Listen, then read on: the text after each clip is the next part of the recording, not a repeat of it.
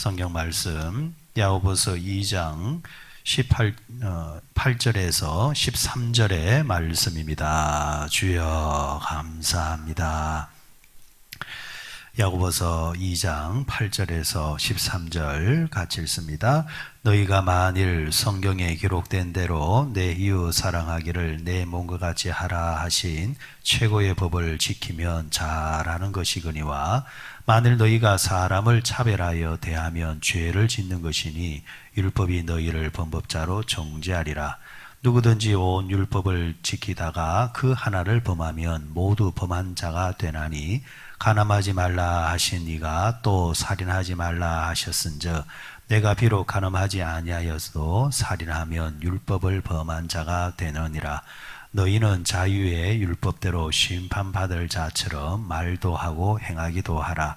긍휼을 행하지 아니하는 자에게는 긍휼 없는 심판이 있으리라. 긍휼은 심판을 이기고 자랑하느니라. 아멘. 야고보서 2장 8절에서 13절 말씀. 야고보 사도가 말하는 최고의 율법이 뭐냐? 율법도 여러 가지가 있겠지만은 그 율법 가운데서 최고의 율법은 이웃을 사랑하는 것이라. 이렇게 이제 말씀을 하고 있습니다. 야고보 사도가 이렇게 말하는 이제 말씀의 이제 근거는 하나님께서 인류에게 주셨던 율법이 있었죠. 가장 그 말씀이 뭐였습니까? 십계명, 그죠? 십계명. 근데 십계명은 한 개의 돌판이 아니라 두 개의 돌판이라 했습니다. 좌우에 하나씩. 근데 하나의 돌판에는 어떻게 했습니까? 하나님께서 인간에게 주신 이제 말씀 속에서 하나님을 어떻게 섬겨야 되는가, 일명 대신의 말씀. 인간이 하나님을 섬기는 그 율법에 대해서 주셨던 돌판이고, 또 하나의 돌판에는 하나님을 섬기는 사람이 인간이 인간에게 어떻게 대해야 되는가라는 대인의 이제 말씀, 두 개의 돌판을 줬는데, 첫째는 하나님을 사랑하고, 둘째는 이와 같이 이웃을 내 몸과 같이 사랑하라, 이러셨단 말이죠, 그죠? 그래서 인간과 인간 사이에서 제일 큰 율법이 뭐냐니까 그것은 사람이 사람을 사랑해야 된다. 이웃을 사랑해야 된다. 어떻게 사랑해야 되느냐? 하나님을 사랑하듯이 그와 같이 인간을 사랑해야 된다. 자, 인간이 인간을 사랑할 때에 율법 가운데서 또 그 가운데서 제일 먼저 등장하는 율법이 뭐였습니까? 인간이 어떻게 하라 했습니까? 내 부모를 공경하라. 그러니까 가정에서 부모를 공경하지 않는 사람이 바깥으로 나가서 이웃을 사랑한다. 이거는 말이 안 맞다라는 거죠. 말이 안 맞다는 거죠. 첫 단추를 잘 끼워야 그 다음 단추가 끼워지는 것처럼 부모를 사랑하고 존경할 줄 아는 자가 이웃을 사랑할 수 있는 그 마음이 준비가 되어 있다라는 이제 그런 이제 말씀이 되겠죠. 자, 오늘 말씀에 보니까 2장 8절에 보니까 너희가 만일 성경에 기록된 대로 네 이웃을 사랑하기를 내 몸과 같이 하라신 최고의 법을 지키면은 잘하는 것이니와 반대로 이제 9절입니다. 만일 너희가 사람을 차별하여 대하면 죄를 짓는 것이니 율법이 너희를 범법자로 정죄하리라. 그러면서 지금 이제 언급해 주는 말씀이 이제 이런 이제 말씀입니다. 자, 율법에도 여러 가지가 있다. 여러 가지가 있는데 예를 들어서 그 대인의 이제 말씀 속에서 부모를 공경하라 하고 난 다음에 뭐가 나옵니까? 살인하지 마라. 가늠하지 마라. 도둑질 하지 마라. 이웃에 대해서 거짓 증거하지 마라. 이 말씀이 나오지 않습니까? 그런데 사람이 이런단 말이에요. 간음한 자가 나는 간음은 했지만은 살인은 하지는 않았습니다. 이런단 말이에요. 근데 성경이 이제 그 논리는 이겁니다. 네가 간음은 했지만은 살인은 안 했다 할지라도 한 가지 죄를 범하면은 네가 하지 않았던 살인이라든지 도둑질이라든지 똑같은 죄를 범한 자가 되는 것이다. 그러니까 종류는 달라도 본질은 같다라는 이야기입니다. 종류는 달라도 본질은 같다. 왜 이 말을 언급을 했냐니까 지금 주제가 뭡니까? 이웃을 사랑하라는 말이죠. 이웃을 사랑하라. 그러니까 이웃을 사랑하지 아니하면은 살인한 것이나 아니면은 간음한 것이나 똑같다라는 이야기입니다. 그만큼 이웃 사랑하지 않는 것을 죄로 취급을 하시겠다라는 거예요. 왜? 이웃을 사랑하라 했잖아요. 어떤 율법학자가 예수님께 물었습니다. 최고의 율법이 뭡니까? 할 때에 주님께서 딱 정리했잖아요. 십계명을 딱 정리했잖아요. 첫째는 하나님 사랑, 두 번째는 이웃을 사랑하는 것이다. 이것이 최고의 율법이라는 이야기입니다. 최고의 율법을 지키지 않는 자가 하급의 율법을 지킨다? 이게 안 맞다라는 이야기예요. 그래서 최고의 율법을 지킬 줄 아는 자라면은 하급의 율법은 지키고도 남는다라는 거죠. 여러분, 곱하기를 할 줄 아는 사람은 당연히 더하기를 할 줄 알죠. 나누기를 할 줄 아는 사람은 빼기를 할 줄 압니다. 그와 같은 원리에 의해서 그 사람이 이웃을 사랑하는가를 잘 보게 되어지면은 내 아닌 다른 사람을 사랑하는 사람인데 어찌 남의 것을 도둑질하겠느냐? 어찌 남을 해하겠느냐? 남의 것을 빼앗아 가겠느냐? 그러니까 이웃을 사랑하는 것은 최고의 율법이니까 이웃을 사랑하는 사람이 되어야 한다.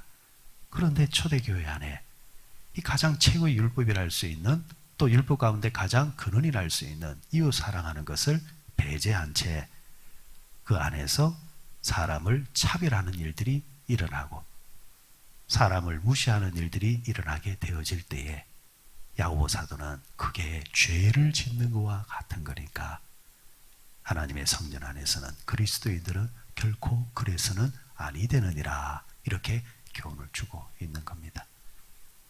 그러면 이웃을 살아가는 것을 오늘날 우리가 어떻게 실천을 할 수 있을까? 먼저는 이웃이 누구냐라는 것이 정리가 되어야 될 것 같아요. 이웃이 누구냐? 나의 이웃이 누구냐라는 거예요. 나의 이웃이 누구냐? 보통 사람들은 내 이웃 이러면은 비슷한 공간에서 비슷한 수준에서 살아가고 나와 친하게 살아가는 사람을 나는 내 이웃이라 이렇게 쉽게 정의를 합니다. 뭐 이웃 사촌이라는 말이 있잖아요. 그죠? 그렇게 정의를 합니다.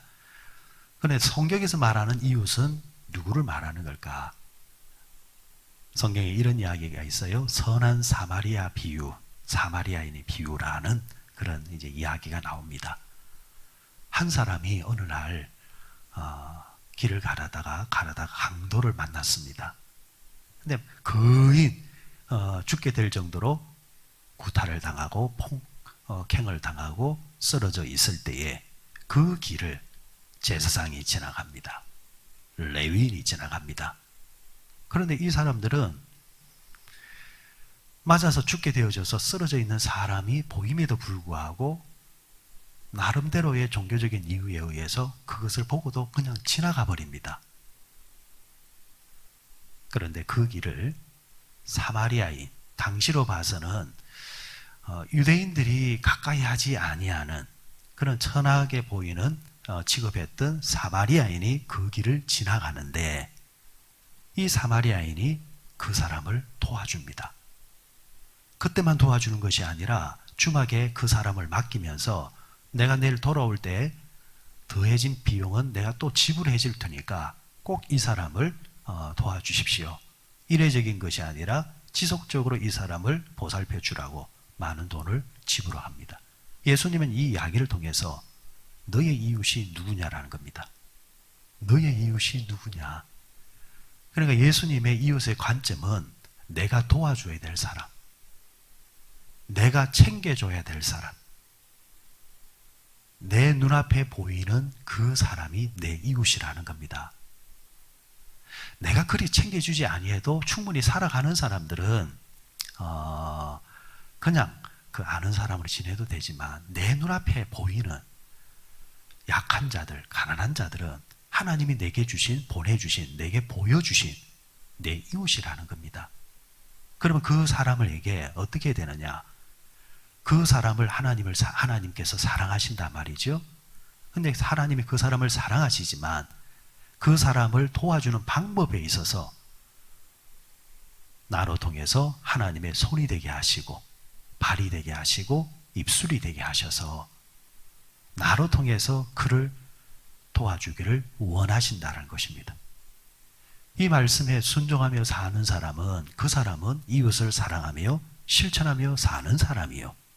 그런데 그런 것을 보고도 무관심하며 지나치는 사람은 하나님 보시기에 그 사람은 이웃을 사랑하지 않는 자인데, 그 않는 자는 안음으로 끝나는 것이 아니라 그것을 하지 않았기 때문에 그 사람은 죄를 짓는 것과 동일하다라는 겁니다. 그래서 오늘 본문 말씀의 마지막에는 그 결과에 대해서, 심판에 대해서 다루고 있다는 거죠.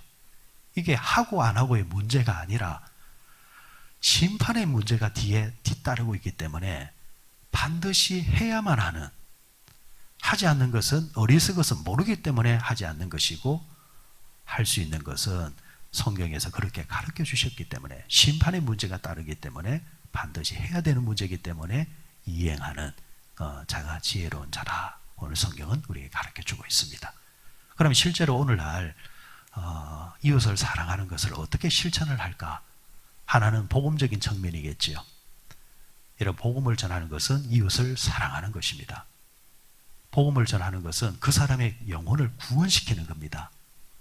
내 주변의 사람들이 믿지 않는 사람이 있다고 한다면 하나님이 그 사람을 내게 붙여주신 것입니다. 여러분, 뒤늦게 주께로 돌아오는 사람들이 한결같이 하는 말이 이런 말입니다. 많은 사람들이 그때 나에게 예수님에 대해서 이야기를 했는데 내가 그때는 왜 그런 말을 듣고도 그 말을 듣지 않았는지 모르겠습니다. 영의 눈이 닫혀있을 때는 그런 것이 참 싫었고 튕겨냈지만은 영의 눈이 딱 열리는 순간, 때가 무르익었을 때는 참 기가 막히게 그런 사람들이 돌아오는 이야기를 볼 때에 여러분, 하나님은 다 예비하셨고 준비하셨고 우리가 미리 실망할 필요가 없다라는 겁니다. 한 사람이 돌아올 때에 단번에 돌아온 경우도 있지만요, 한 10사람이 달라붙어 가지고 돌아온 경우가 있습니다. 그때 첫 번째 사람이 이렇게 말할 수 있습니다. 아이고, 내가 할 때는 안 됐는데 저 사람이 하니까 됐네. 아이고, 참 아쉽다. 여러분, 아쉬워할 필요 없기를 바랍니다. 아쉬워할 필요가 없습니다. 왜요? 10번째 한 사람이 그 사람을 전도했다 할지라도 그 사람이 전도한 것이 아니라 첫 번째 사람부터 전도를 한 겁니다. 하다가 10번째 사람에게 뭐예요? 무르익었기 때문에 되어진 겁니다. 하나님 앞에 갔을 때는 그 모든 것이 동일한 효력을 발휘한다는 것이죠. 그래서 그 사람이 내 손에 붙여지면 감사, 그러지 않아도 괜찮다. 왜? 한 영혼을 위해서 최선을 다했기 때문에, 그리고 그것은 하나님이 다 알고 계시기 때문에. 우리가 이웃을 사랑한다는 것은 첫 번째로 그 사람의 영혼을 사랑해서 구원을 이루기 위해서 복음을 전하는 것이 이웃 사랑하는 것이요. 또 하나는 영혼 구원뿐만이 아니라 삶 자체로 힘든 사람이 있습니다. 그래서 여러분, 한 손에는 성경이요, 한 손에는 빵이라는 말이 있습니다. 여러분, 선교사들이 못 사는 나라 가서 복음을 전할 때에 필연적으로 필요한 게 뭐냐니까 빵과 교육입니다. 그런데 빵과 교육은 필연적으로 뭐가 따라붙느냐? 돈이 따라붙습니다. 돈이 따라붙어요.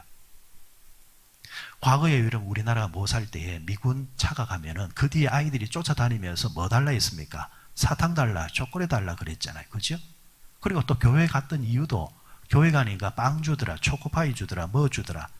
소시적에 그거 안 먹어본 사람은 없습니다. 평상시에 교회 안 다녀도 성탄절이 되면은 가가지고 빵 하나 얻어오고 선물 하나 얻어오고 그 재미로 갔던 사람들 있단 말이죠. 그죠? 그러면은 그 빵은 뭘로 사는 겁니까? 하늘에서 떨어집니까? 아니죠. 그 빵은 뭘로 사는 겁니까? 돈으로 사는 겁니다. 그러면 그 돈은 어디서 나오는 겁니까? 누군가의 지갑에서 나왔다라는 거죠. 그러니까 이웃을 사랑하는 것은 구체적으로 나의 물질이 사용될 수밖에 없습니다. 그런데 물질을 인색하면서 사용하지 않으면서 사랑하겠다는 것은, 그것은 앞뒤가 맞지 않다라는 거죠. 야고보서 전체 주제가 뭡니까? 믿느냐? 그러면은 실천을 통해서 믿음을 증명하라는 겁니다. 똑같습니다. 사랑하느냐? 그러면은 실천을 통해서 증명하라는 겁니다. 그런 차원에서 그러면 이웃을 사랑하는 거, 저는 전체적인 개념에서 저는 기도하면서 그런 생각을 해봤습니다. 이 시대에 그리스도인들이 일어나야 될 운동 중에 하나가 나는 세상을 사랑할 때 이 운동이 좀 일어났으면 좋겠다. 여러분, 세상에 가난한 사람들이 오늘 가장 힘든 게 뭘까? 두 부류인 것 같아요. 한 부류는 젊은이요. 한 부류는 월세와 전세를 사는 사람입니다. 천문학적으로 이게 정상적으로 집값이 오른 것이 아니라 비정상적으로 집값이 올라 버렸습니다. 피가 5억이 붙었니 10억이 붙었니. 여러분, 젊은이들이 무슨 재주로 그 집을 살겠습니까? 부모가 도와주지 아니하면은 결코 젊은이들이 스스로 집을 살 수 없는 시대가 되어 버렸습니다. 그렇다고 해서 젊은이들이 대학을 졸업하거나 사회로 나오면 바로 직장이 준비되어 있습니까? 아니죠. 직장이 준비되어 있다 할지라도 그 정도의 집을 살 수 있는 것은 불가능합니다. 그럼 여러분, 믿음의 사람들이, 가진 자들이 어떻게 해야 될 것 같습니까? 전월세 살고 있는 사람들에게 전세를 올리지 않고 달세를 올리지 아니하고 그들을 배려하는 것, 저는 삶 속에서 그들을 도와주는 실천이라 봅니다. 아이고, 시세가 어떤데, 시세는 그렇다 할지라도 내 집에 들어와 있는 사람이 형편이 어떻다 살펴보고 그 형편에 맞게 도와주는 모습, 저는 그것이 그리스도인들이 실천할 수 있는 사랑이라 봅니다. 어렴풋이 기억나는 것은 어릴 적에 저희 부모님들이 가난하게 살 때에,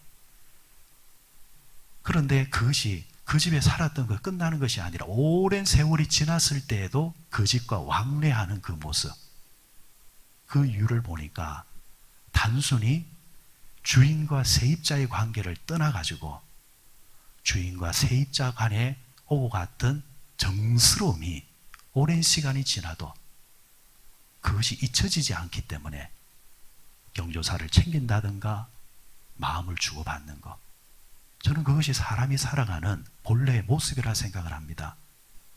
그런데 오늘날 사람들은 어떻습니까? 돈이 우선입니다. 정이 없습니다. 그 사람이 당장 형편이 어떤 거 배려하지를 않습니다. 없으면 나가랍니다. 이게 세상의 문화입니다, 지금. 그러면 우리 그리스도인들은 그 속에서 어떻게 살아야 될까? 하나님의 마음을 가지고 약한 자들은 배려할 줄 알고 조금 올리지 말고 그렇게 세상과는 조금 차별을 두면서 할 때에 그들이 뭘 느끼겠습니까? 저분들이 주일마다 성경을 들고 교회를 가던데 참 믿는 자들은 다르구나. 거기서 감동이 오는 겁니다. 그 감동이 이웃을 사랑하는 증거인 것입니다. 그렇죠? 이런 이제 구체적인 이런 실천들이 우리의 삶에 있어야 되겠다. 결론입니다. 왜 이렇게 해야 되는가? 왜 이렇게 해야 되는가? 가장 근본적인 것은 우리는 하나님을 믿는 사람이기 때문이지만은, 그러나 그것만으로는요, 사람은 부족해요. 그것만으로는. 그래서 하나님이 무엇과 무엇을 만들어 놓았습니까? 천국과 지옥을 만들어 놓았습니다. 사람은 마음의 그런 헌신을 요구하는 것으로 끝내기에는 불완전한 존재이기 때문에, 늘 항상 사람은 욕심으로 갈 수 있는 개연성이 늘 언제나 있기 때문에, 그래서 마지노선에 딱 뭘 만들었냐니까, 이렇게 사는 자에게는 내가 복과 은혜를 주고, 그렇지 않는 자에게는 그것으로 끝나는 것이 아니라 그 사람에게 대가를 치르게 하겠다라는 말씀이에요. 오늘 본문 마지막 끝절을 한번 보시기 바랍니다. 뭐라고 했습니까? 13절에 보니까 긍휼을 행하지 아니하는 자에게는 긍휼 없는 심판이 있으리라. 긍휼은 심판을 이기고 자랑하느니라. 내가 사랑을 베풀고 긍휼을 베풀면은 그 긍휼과 사랑은 심판을 지나가게 되어지고, 그런데 긍휼 없이 냉정하게 못되게 산 사람들, 그런 사람들은 뭐가 있다? 심판이 있다고 했단 말이에요. 긍휼 없는 심판. 너가 세상에 살 때에 너는 사람들한테 그렇게 매몰차게 살았지 않느냐? 네가 그렇게 매몰차게 살았으면서 어찌 나에게는 긍휼을 기대한단 말이냐? 여러분, 한번 생각해 보세요. 우리가 하나님 앞에 갔을 때에 파노라마처럼 나의 삶이 쫙 지나갈 거예요. 여러분, 한 번씩 꿈꾸면은 과거의 삶이 확 보일 때 있죠, 그죠? 그래서 여러분, 지금 이 3차원 세계를 뛰어넘는 다른 차원은요, 지금 우리가 생각하는 그런 차원이 아닐 거예요. 한순간에 우리의 삶이 싹 지나갈 때, 너 요때 요랬지, 요때 요랬지, 요때 요랬지, 부끄러운 우리의 자아가 지난날의 모습이 다 드러날 거예요.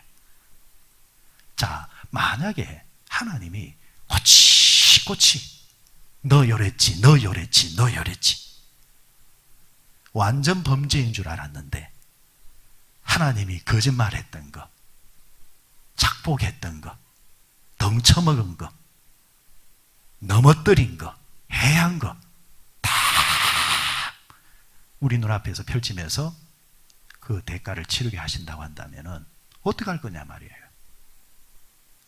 그런데 내가 이 땅에서 긍휼을 베푼 자들은 어떻게 하신다는 거예요? 하나님이 모른 척하고 지나가시겠다라는 거예요. 이게 성경의 법칙이에요. 그래, 기도에도 그런 기도가 있잖아요.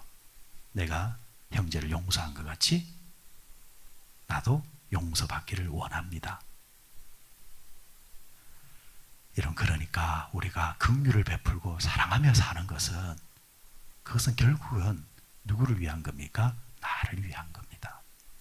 그리고 그리스도인이라고 한다면 최소한 그리스도인이 아닌 사람보다 긍휼이 있어야 되고 사랑이 있어야 된다.